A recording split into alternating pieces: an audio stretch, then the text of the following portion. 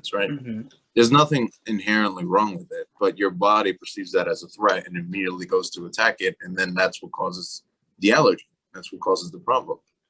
Right. In a social setting, that fear is there because, you know, again, this always goes back to like an evolutionary thing from our developing ages as a, you know, human beings as groups of people in a tribe. If you didn't perform well in front of the tribe or in front of a social setting, that could have easily meant that you were kicked out of the tribe, right? So like acceptance. So it's the acceptance, right? You want to be accepted. You want to feel like you want to feel safe in these situations because you're vulnerable. You're putting yourself out in front of so many people. And if this doesn't go well, that's not going to be a good thing for you and for you to survive. So true. This is a conversation between friends. None of what is said here should be taken as legal advice. We are not experts in any way. Take what resonates and leave the rest. Money. All right. What's going on, everybody? Welcome back. Another day, episode 77 here. Little gloomy day here in New York. Not too bad. Markets are closed, so not too much action happening. Everybody's chilling after Valentine's Day yesterday. So, you know, I don't know if you did anything, but I for sure did a little something. Little romantic, little cakes. You know what I'm saying? So yeah. Let's see. So we're really keeping it simple today, just simply because there's not too much happening. So I believe we have only one topic to discuss for today, and that is dealing with social anxiety.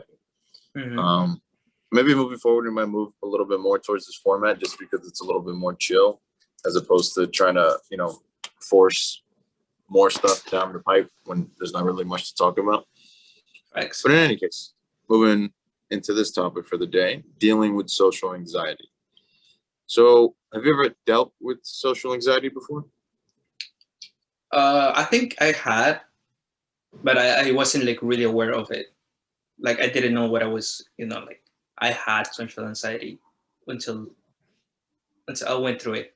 Until I overcome it, and then people started talking about it, and I was like, oh shit, maybe I had social anxiety. So this is back to when I first started going to the city, actually. So I grew up in somewhat the suburbs here, and even when I came from Ecuador is not much of a well, my city was not like a huge city like New York City, right? So my first time getting a job, like getting the internship at the hotel, I had to go to Upper Manhattan, and I had to go through the Bronx. So I had to like take the bus and stuff and the train. And it used to be a little bit like not scary. Yeah, it used to be a little bit sketchy. Like I had to be like, you know. That's the Bronx for you, baby. That's true. But nowadays I walk to the Bronx like 1, 2 a.m. in the morning. I'm not scared of anything. Like literally I had to walk from the subway station to the Metro North, which is like 4 blocks. And I used to do that like on my commute from City College. But like just getting used to it at the beginnings, it used to be a little bit scary, like I said. So this was before I went to City College. This was when I started working in the hotel.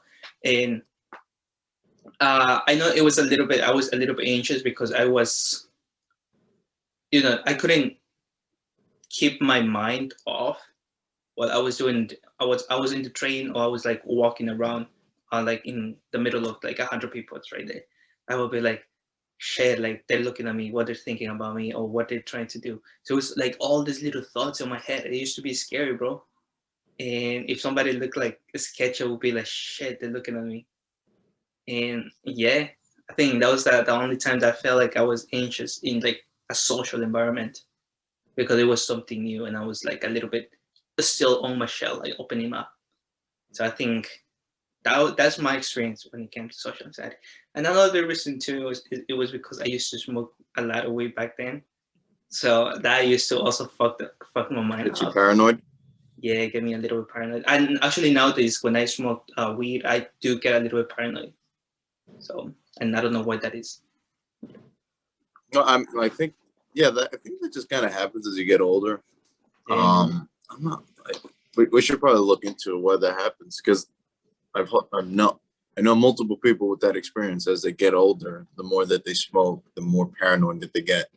the more anxiety they end up just getting from doing something that used to just be really simple and allow them to relax. So let's see, let's take it from my point of view.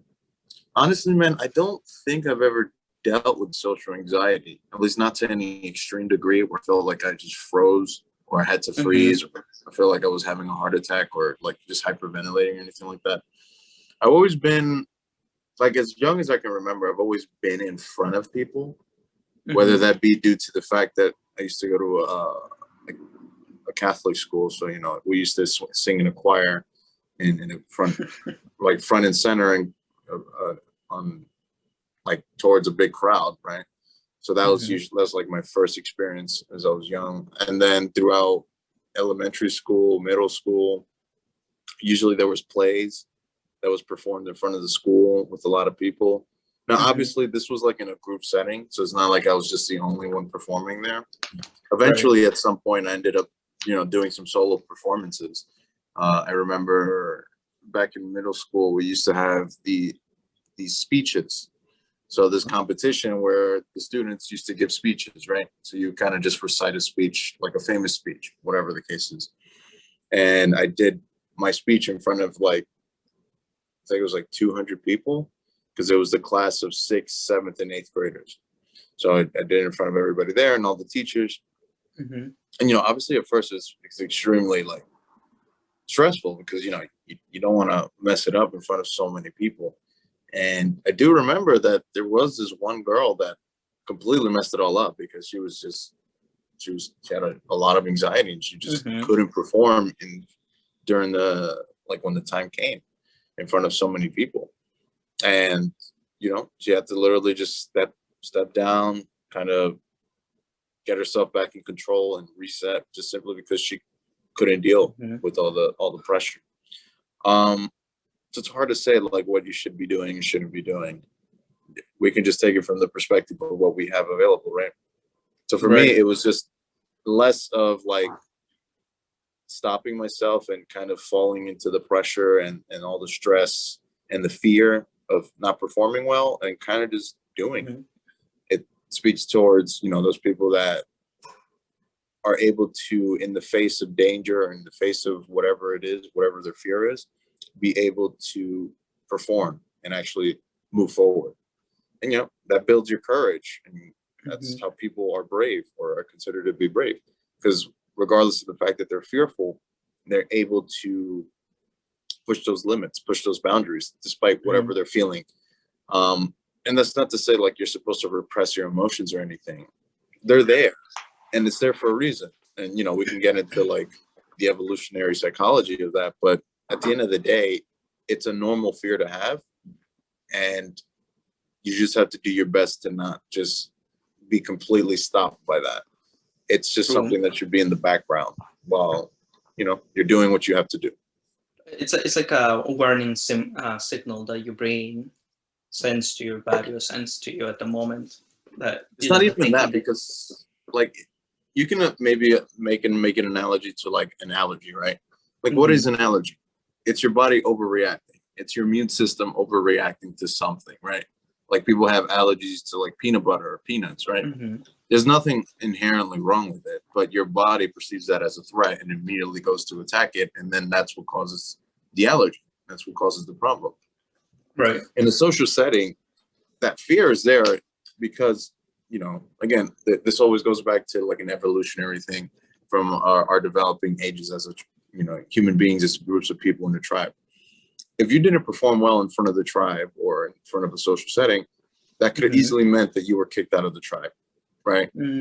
So like acceptance. So it's the acceptance, right? You want to be accepted. You want to feel like you want to feel safe in these situations because you're vulnerable. You're putting yourself out in front of so many people. And if this doesn't go well, that's not going to be a good thing for you and for you to survive. So true. No, definitely. So here's a question for you. Is, even though it's normal, how do you even go about dealing with it, right? Because if it's something that's normal and inherent, what should you do? Well, for me, honestly, that's the only time I ever felt like that way. You know, that I was just being put in a new environment. I think that was like the situation. So the more I got used to it, the more I got out of my comfort zone. Just I didn't care anymore. Like I started listening to more music. I was went on my day because I realized that nobody gave a shit about me. Well, like in a sense that nobody gave a shit up that I was present in the train and I was just going about my day, you know. So yeah, that's pretty much it, how I deal with it, to be honest. Because there's no like crazy shit that I did. Actually, no, I did. I was talking to a psychologist during this time out also, because during this internship that I was doing through or like going through, they offer like help, you know, like just to talk to somebody. And I used to talk about her to her, and I think maybe that helped a little bit about, you know, like how we did it. Like it was mainly about like how was your day and stuff like that, like how like planning like go back to school and stuff like that. And that was one of the reasons also, like kind of stay away from weed from that point moving forward. That was like 4 years ago, like 2017, 2017, 18. But yeah, no, I think the more I start like diving into like the city, like going to the city, and now I love going to the city, bro. Like it's like it's a zoo, but I love it. And I don't know, like I cannot truly say I had like social anxiety or not, but it was like a couple times where I felt like, you know, I was being putting out there. It was a new environment. I was like just aware of everything. I was like just observing my surroundings, trying to see if there's any threat. So I think that was it. But Well, when it comes right to there, like, you kind of said it, right? mhm, It was the exposure, yeah, right? You it was repeatedly something new. exposed yourself to whatever the fear was. Hmm. No, but the interesting part that you mentioned is like I feel like social anxiety not necessarily had to be being in front of the crowd, because I have performed like you. I had no issues with that when it comes to like performing in front of a lot of people. Like I never really been bad at that, but I think it was just a new exposure. It was just something that it was a new situation and something new as well. So maybe because of you, like you grew up in the city, so you've been used to that. But for somebody like me, I when I used to go to the city, I used to just take Metro North, go to Grand Central, and that's it. And then, you know, take it from there. So like getting exposed to like a new situation, like a whole new world, it was interesting. And I think that brought a little bit on anxiety on me, like just, you know, being part of that. But other than that, no, I don't think. Try to remember. No, there haven't been like a time that I felt like, you know, like you mentioned, like your heart pumping like that. I never felt Like that. a panic attack or something like Like a that. panic attack, yeah. And I never understood it until I had a friend who like she suffered a lot of that. And I remember seeing her not being able to just speak, just like kind of like getting muted herself when she's like anxious. And that was scary. I was like, shit. So that's, you know, it's something serious. Yeah, and then we can speak Hmm. towards like being the observer to those situations, right? Yeah. Like, do you think that was there anything that you did, or is there anything that maybe you think now back on, like, hey, maybe I could have done that to help the situation a little bit better? I would definitely, what did I do in that case? Um, what did I do? Oh no, it wasn't just me. I was with other couple people as well. So we just like took her to like a little bit more quiet place because we were just like in front like a lot of crowd. Took her to like a little more quiet place and just help her breathe. Now I think I would have taken similar approach again because people with who has social anxiety is mainly because they're not accustomed or they just I cannot really talk about it because honestly I'm not an expert and I'm not a medic. But I think it's maybe because you know they're exposing themselves to a lot of people. They kind of have a fear to the public or maybe like that. So taking it to like a quiet place, just get her breathe in control. I think it can be really really helpful. And sometimes maybe just give him a hug because sometimes these people they just need to feel they're protected. So Safe. safe, it protected and safe. So maybe I would take similar approach as we did back then. But yeah, mm, I think that's one of the cases that have been or I have seen on it on that aspect. What about you? Yeah, besides the one in school or the play, I've never really seen that much of an extreme case. Hmm. You know, sometimes like the people are nervous and they're stuttering and they can't finish whatever they're saying, or they can't like, Right. you know, everything kind of breaks up. So they're kind of talking like this, and then they're, you know, it's just like Hmm. instead of, so something like that. Um, but yeah, in terms I of mean, like, go ahead. the stutterness doesn't necessarily mean that they are anxious. It can be just they're No, no, nervous. that's what I'm saying. That was just nervousness. The most extreme Uh-huh. example that I saw of the anxiety was in the play where the girl Hmm. literally like she froze and couldn't do anything. And then she Right. started crying. And then the teachers had to go up in front of the stage to kind of calm her down and get her out in front of the crowd, because Hmm. that just triggered something on it in her that just literally made her not be able to move.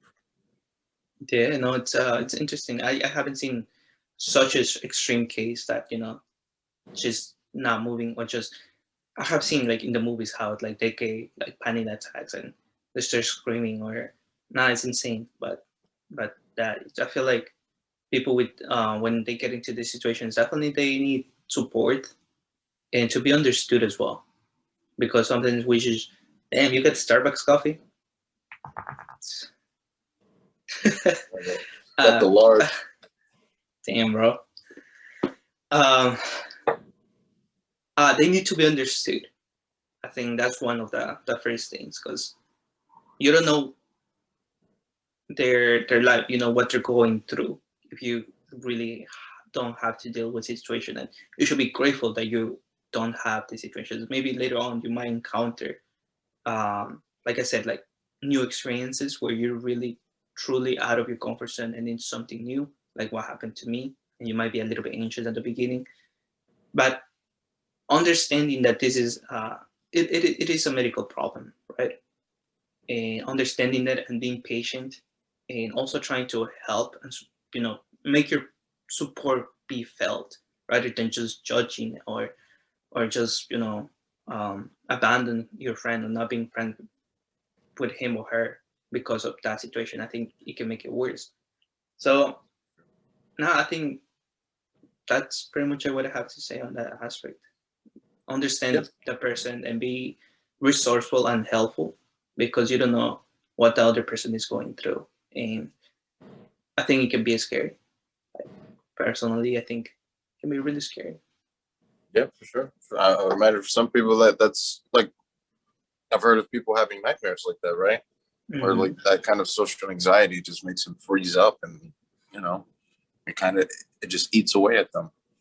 But yeah, if it's an extreme case like that, then obviously, you know, being able to lead the person away, make them feel safe, Hmm. and kind of just, you know, moving them away from the situation that made them feel the Absolutely. extreme anxiety. That's usually the best case scenario, or the best thing to do. But if you're not somebody that's dealing with such as an extreme social anxiety, still having it though, then I would imagine that the best approach is usually to just probably just expose yourself more often. Hmm. Not necessarily like, you know, do the most extreme thing, although that could help at some point. You know, like those people that kind of throw their infants into Hmm. the all the way to the end of the pool in order to kind of get them to swim. There's something to be said about that. That can work, but it's dangerous to make it work that way. Or the Um, bicycle. yeah, right. Same thing. So usually the better approach would be to take gradual steps in that direction, and just expose yourself to those fears or whatever it is that gives you the anxiety. And then, you know, because it could happen with like cold approaching, right? And that's something we Yeah, talk about a no, lot, right? that's With true. right dating, right? Because you're approaching a random stranger and you don't want to be rejected. And that's Hmm. 100% fine. That's a normal fear. But in the society that we live today, you going up to a girl and hypothetically speaking, she rejecting you doesn't necessarily mean that you're going to die.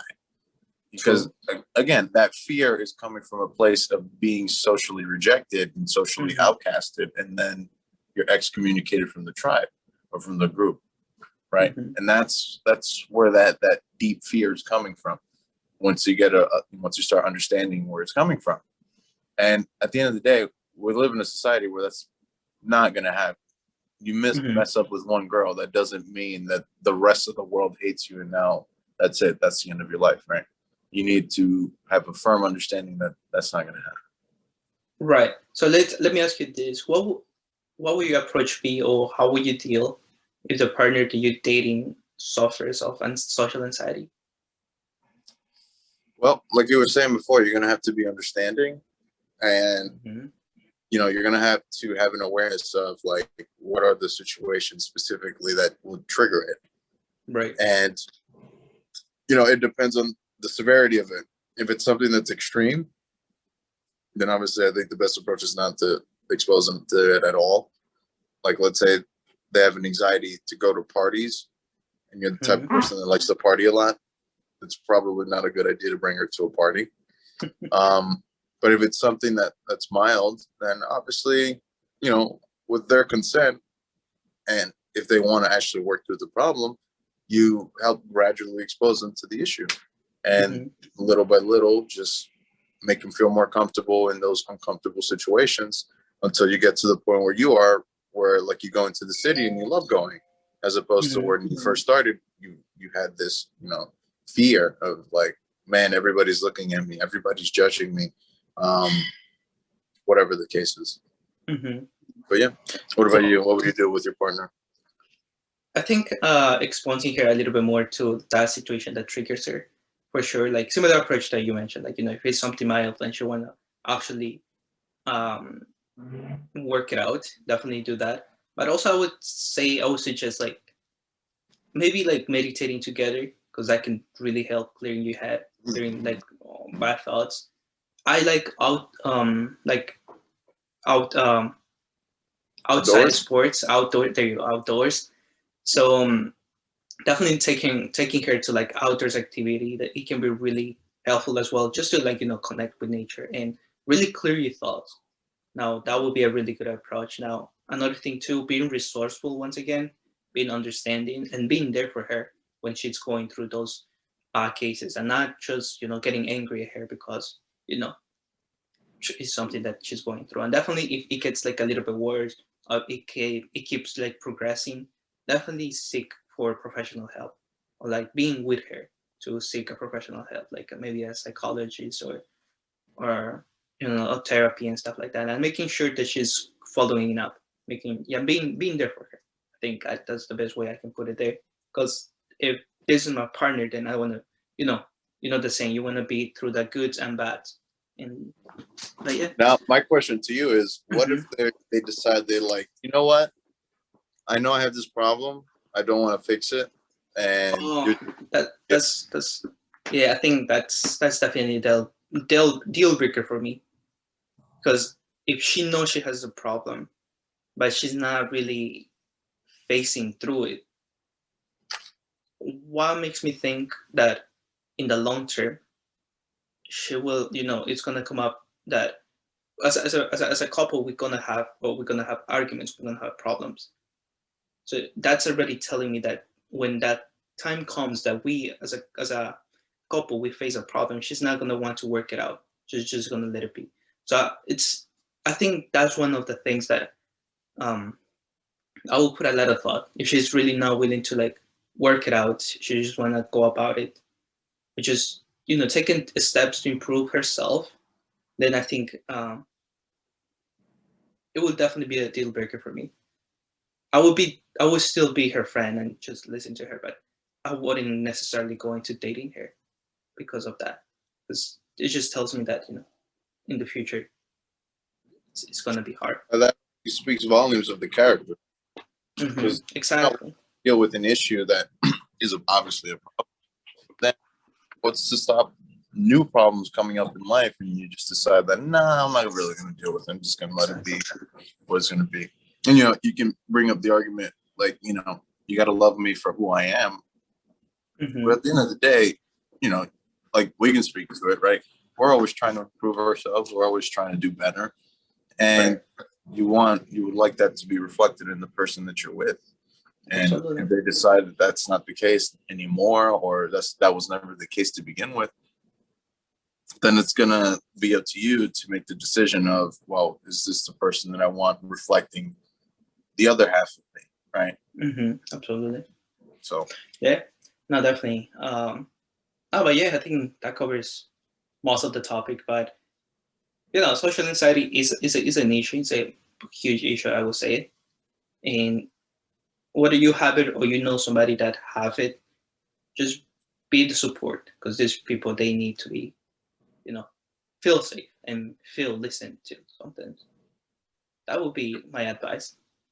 And I try to be there. And if you can help them with any kind of exposure therapy, that'd be a good idea going about it. Or if it's a really extreme case, just try to sit down and talk with them and maybe see if they're not already getting medical help, maybe that'll be something that works well.